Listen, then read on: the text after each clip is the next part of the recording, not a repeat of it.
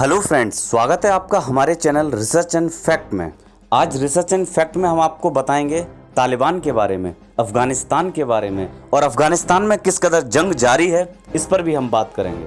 अफगानिस्तान से अमेरिका की सेना धीरे धीरे वापस जा रही है। इस कारण तालिबान की गूंज फिर से सुनाई देने लगी है। तालिबान फिर से अपना दायरा फैलाने लगा है।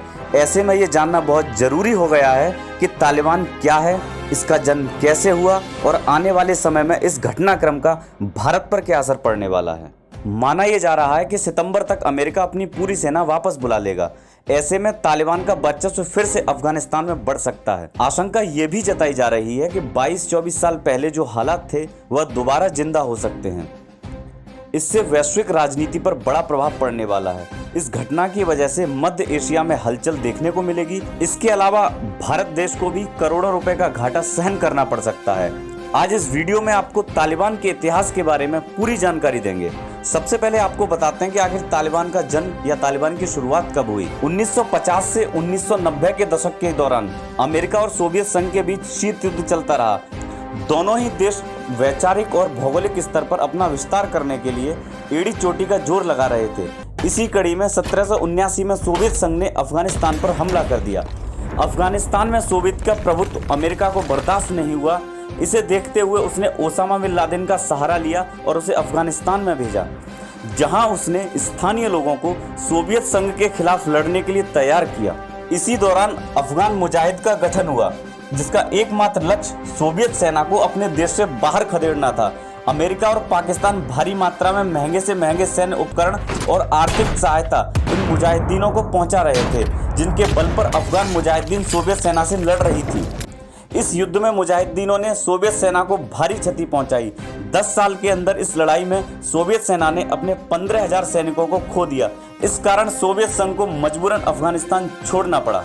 इसके बाद अहमद शाह मसूद के नेतृत्व में अफगान मुजाहिदीन ने अफगानिस्तान की राजधानी को घेर लिया। सैयद मोहम्मद नजीबुल्लाह के नेतृत्व में अफगानिस्तान में सरकार की स्थापना हुई। हालांकि इस दौरान देश में अस्थिरता का माहौल बना रहा। 1994 में अफगान मुजाहिदीन का ही एक अंग तालिबान देश में उभरा, जिसकी स्थापना मुल्ला मोहम्मद उमर ने की थी। 1994 में अफगानिस्तान के भीतर तालिबान एक शक्तिशाली आंदोलन बन गया। इस दौरान पाकिस्तान ने तालिबान से जुड़े लोगों को भारी मात्रा में आर्थिक सहायता, सैन्य सहायता और हथियार मुहैया कराया, ताकि तालिबान के जरिए सेंट्रल एशिया पर पाकिस्तान का व्यापार मार्ग खुलवाया जा सके।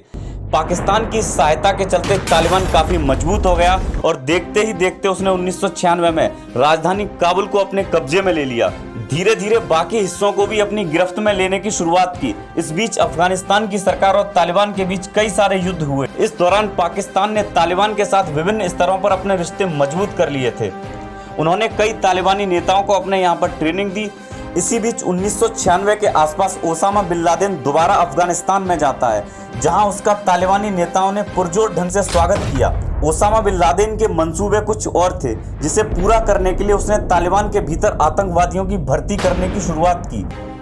कुछ समय बाद सऊदी अरब में अमेरिकी सेना के होने वाले मसलों को लेकर 2001 में ओसामा बिन लादेन ने अमेरिका के वर्ल्ड ट्रेड सेंटर और पेंटागन पर हवाई हमला कर दिया, जिसमें कई बेकसूर लोगों की जानें गईं। इस घटना के बाद अमेरिका हरकत में आया और उसने तालिबान से ओसामा बिन लादेन को सौंपने के लिए कहा। अमेरिका के इस प्रस्ताव को तालिबान ने अस्वीकार कर दिया। इसे देखते हुए अमेरिका भड़क गया और उसने तालिबान की कई रणनीतिक बेस पर खतरनाक हवाई हमले किए। हमले में तालिबान को काफी क्षति पहुंचती है, जिसके चलते काबुल से उसका नियंत्रण पूरी तरह टूट जाता है। इस हमले के कारण तालिबान के कई नेताओं को भागकर पाकिस्तान में शरण लेनी पड़ी थी। इसके बाद लंबे समय तक अफगानिस्तान में अस्थिरता का माहौल बना रहा, जिसे देखते हुए अमेरिका यहां अपनी सेना तैनात करता है। अब जबकि अमेरिकी सेना अफगानिस्तान से हट रही है, तो ऐसे में भारत को कई सारी दिक्कतों का सामना करना पड़ सकता है। इस घटनाक्रम के चलते हमें चाबहार बंदरगाह प्रोजेक्ट में करोड़ों रुपए का घाटा सहन करना पड़ेगा। इसके अलावा पाकिस्तान तालिबान की सहायता से कश्मीर में अव्यवस्था फैलाने की पूरी कोशिश करेगा, जिस कारण हमें रक्षा क्षेत्र में अतिरिक्त मात्रा में पैसे खर्च करने होंगे। कयास ये भी जताए जा रहे हैं कि अफगानिस्तान में अब रूस की आर्मी की एंट्री हो सकती है। इसी संदर्भ में विदेश मंत्री एस जयशंकर रूस दौरे पर गए हैं। अगर स्थिति ठीक नहीं हुई तो जल्द ही नॉर्दर्न एयरलाइंस की सेना अफगानिस्तान में दिख सकती है, जिसका हिस्सा भारत भी है। तालिबान का जिस तरह तेजी से विस्तार हो रहा है, ऐसे में वहां पर सेना का तैनात करना काफी जरूरी हो गया है। अगर ऐसा नहीं किया जाता तो आसपास के कई देश तालिबान की जद में आ जाएंगे। तो दोस्तों, आपको हमारी ये जानकारी कैसी लगी? अगर आपको ये जानकारी इंटरेस्टिंग लगी हो तो हमारे चैनल को लाइक करें, सब्सक्राइब करें और हाँ, शेयर करना बिल्कुल ना भूलें।